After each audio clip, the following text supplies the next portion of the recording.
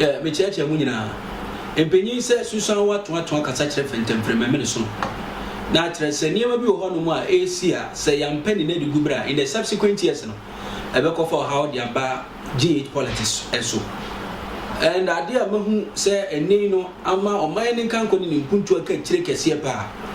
vote buying na kire se bra so a ye beto aba na ye yi akandifo no wo behwe no na kwabrane a chichiri bibi dia ma obi se je ne to aba ma me e wa yo the other no or the side ne be insight nipa no ama nipa na to aba ma e bi kura ne nipa no a o the side ne insight no no enye ready so beto aba dia ma no and me hunu say eno na enam so ama eni no ye fa na mrahye bedwa dwumadi kura no a eni no ye nya nipa bi amo mrahye bedwa fi a sabio amuntimi deliver to the fullest because nipa ni nim say so okoho na wa mo no homo de kura ne mfie nan ne so na wo ba no be iska ne to say bemu a adasa ho be puru bribri anya senketo ma be wi ase na beto abade ama no ni nyina ye niam bi a me hunu say emmoa ma oman kronkron Ghana ntumi fa ne ntuma pamfra. So said this time around no me pemu a enka mrahye bedwa ni bi obeba say 2024 yento abama no enka nipa no eba ye ne nkonhihye bi na won fa na yes gracia nche at least so the yes gracia ne cha ya kwantempo ye munchimonka ene suku adan a ene yi ohwa anhwe wi wani enyi na enu ati nsusu aye basa nyina no ye benya seska ni bi na yetumi de abọ ho bra ene efie na bia no constituency no behu ne say ebi a was 6 billion bi da ba bi a ye MPS gracia ene ni ya lot a ye de be mpuntumi ma wo ye mpotem ti se besia kra ye de be bo amfie na ne be so no na che se besia na awo a man konkro Ghana bitumi nya so mfa so de ti etu sa na mo enu mo betumi abo abede ha dwe ne se ebre ne be so e ba beto aba no obe na kwabrane eku a akwakoje kakra free obi ho ato aba de ama no etibasa we don't get genuine representatives na me kan say ne me pen enkyere say ebia amommo mrahye bedwafo mrahye bedwam ho no say bi amonye genuine we have genuine people ho a they have the constituency at heart ne say constituency no enwo asem da won so but amommo free constituency no ene do so etino say person man konkro Ghana fa na ntuma pafra dia then we need dedicated and devoted people ambebo was akwan so nti say vote buy no mafa ha kwaji bibie afra so masi ho meto abaman and ade tan kra ne say obi a wonya obebo constituency no obekofa form all right but because when you scam to na beduru bra ye beto aba no na nipa ni nyina yina kwa na bi aba no kra ebekokan no ohamu nchichemu ba bi a aduno kra no nya de a obenya ni nyina niam bi a me hu ni say etwempuntu san se nipa no komra chimedwa fie na se oye na adwen se saa ka twitwi dia o spend ye ana obo ye ewo ne campaign mu no otete a bisa won say da ben e na obenya sika ana say sika no ebe so constituency ni so am dey develop constituency no and those people now we involve involved by me champion for no those people no they are there because of their business motives and yes say the constituency no e na da wakoma so amom ni say say di bre na amokwa kopinche na di bre bia wochena bia obenya fa so pempima kuma free ho eti kwa bi obefa so a obema watu abama no na say ni so di hu na abamu no obefa so na watu abama no be ko wi ase no na omumo asetena ma yiye ni constituency na ayemobo eti bra so a ka mesusu say si ye nyina ye ka eti apa ni na ye nyina ya adwenkura ka 2024 na se medwa ni bi obeba wonye na adwen say ode na SGA hia beche ama ye de aya kwantempo aye muntimonka ni ye de mpuntunwuma no sa nipa na ese eto abati an because this time around no oman ho kire no and we have a lot of countries a name ra semedwafo enya ketua and wetin so SGA share ye kan wasemina awonye but allowance akra na dem but yesterday they are delivering what you say enti no me woni say ye tu sa na mona ebetimi abo because and obi ko mra semedwafie aboso no so etua ne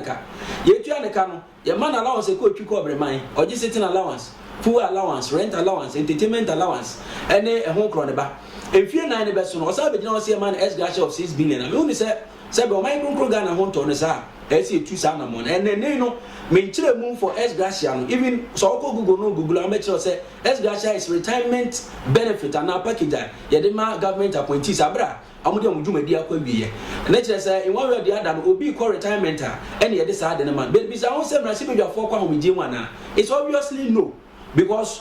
nipa no awojo kra so onya kogina no onya majority of the vote ayebe kan na say yebe to na nipa bet masa ba mra se bedwafia beto ni dwumadi so etina no kire say nipa na kona homiji ebia nipa na to aba ma no akwa ne wo mu aki ene waba etina ba ne sa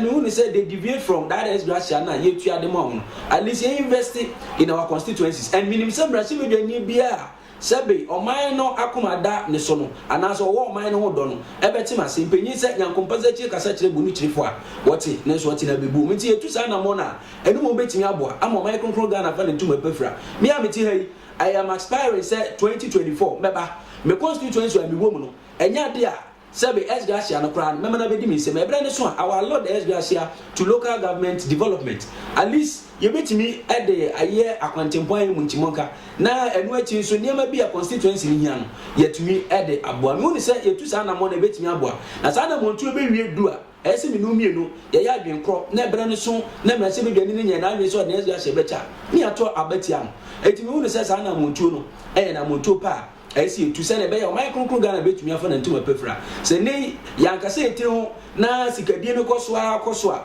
ebe wi ase no omo beba me kire generation yet to come no they will come and blame us they said the nei no amamu bi ba ya ye blame wo se be yet sika so na nso ekomo de no achi nso yare you know nam na manaka dompe ne honkro ne ba no omo so they inherited something from the past administration etu be na akoye generational thing na emfie na bia na se brebe so bia na decade bia no na e kada ho e wosi etu anti nei no na se e kasa etiri woni okọ baba ho no wo yiwu no wan kasa etiri ho a hwa obetwa ponkijo abra ho so ponkijo enya de ebebo anti yantimamufo no yenya 1 cedi ni 2 cedi na ekwaji fu amon ne obi ma 5000 Ghana cedis kura no say fire was sitting no to abama no nipa no e discuss can ma bi I say how many years are you going to spend that money and then me meti hey sika me spend kura no e brosa what you say in a month sika I spend the expenses I spend you make no e brosa anti no say ne obi ma 5000 say jene ko to abama and I know Ghana hanya de be possible say won ko akokro mutie fia yi no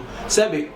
beje 5000 Ghana ne koto abama enya de be possible obeche de ama ekuo bi se monye ne monto se nti ya cha mana abro so a aso so ane bi 200 cedis ubedi akosi da be ye nwe constituency ne nkanko ne mpuntu mu because me hu ne say no mu na be boa and I know say okandini bia shepherd according to the scriptures. The main reason I'm in the scripture better to when say Ghana is a Christian country and we all know that. Yeah, say be a Christopher or Maymua, ya do so ye pa. And me who say Ghana being a Christian country, never be wa near the to truck kron and never be at your kroneka. Bible cracker see and come sat at Temponi Missa be the Panada, near Fasunina home America. And they know say you see the near ma ebi akoso Michael Ghana to the watch or kunkunwa. Me who say being a leader, you are more like a shepherd. Jesus Christ was a leader. And you know, automatically he became a shepherd. Na sabi you, amwana mudine na se ne akra oyi won. Amo eye sheep. And you know say ne no ye kandini no ye shepherd dia. Then me who say yemi anu ra shimi dwafo ne ye shepherd.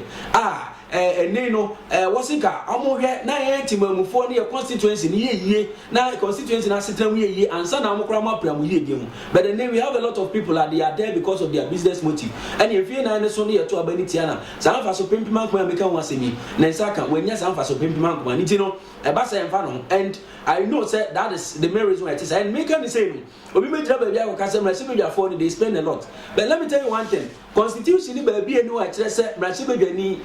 enko sebe ayi ananse constitution ni ba ni constitution ni mu a wa je say mrashe bedwani enko functions ene se wo ye mrashe bedwani na mrashe bedwa e wa setena na uja setena no ho na wo function bia we can impeach you oko function bi to us be I think 5 times they can impeach you because no nya wo primary duty. That is the main reason why mrashe bedwa fo ni bia hu ni say sebe nya o hye say e bia kwala bi ko school mesponza and as a hospital bi style bi eje bi am university anawi so okono lobby for project ni musical brand there the be room but say bi ode the bottom sika etu sa na mo no hu say nya the primary duty no say ni no betu sa na mo enti no say ko ba ni say dia then that is the main reason why a lot of people that is past and then present MPs bebre na enfiam constituency past ones no we know say we had a lot of people those people no obo ha obetimi ye betima to abama no right but password na ni ba be your constituency na we say constituency no ya na say you no abetan kra pumpirimantem na or govern constituency no through e bia na damfu bia na ho kro ne ba bebre na enfi constituency no but the few na ne be so no ye be koto aba ne say nipa na di munkunim what you say internet is about time I see a pe kwampa bi ne ye fa so and make can say no na make e dia ma sebe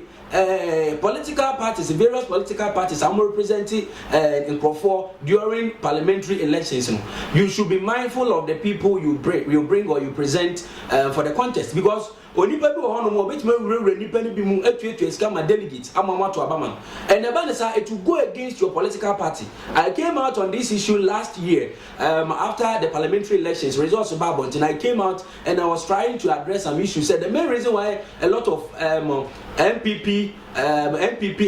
lost their seat, is because of this delegate for ya. And then I'm supporting vote by because nipa no be can say be a deka krabia MP no crowd so kra no obeboa no I be okoye o waboa no because of vote by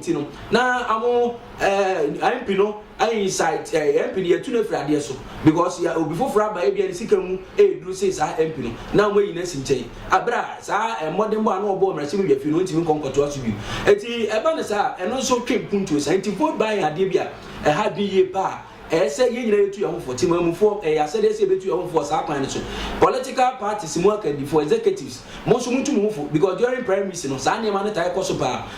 ya mama free ya mama deck ya mama say e bi kra gigimu moto na say amete baby say obi akogi kra ba na minim say no kra na say ni nyina ye niam bi a me hu say enya de beboa your political system until say penny dia then the best thing that we are supposed to do is let's put a stop to vote by and no one bet me aboa am my micro Ghana fan to me pefra.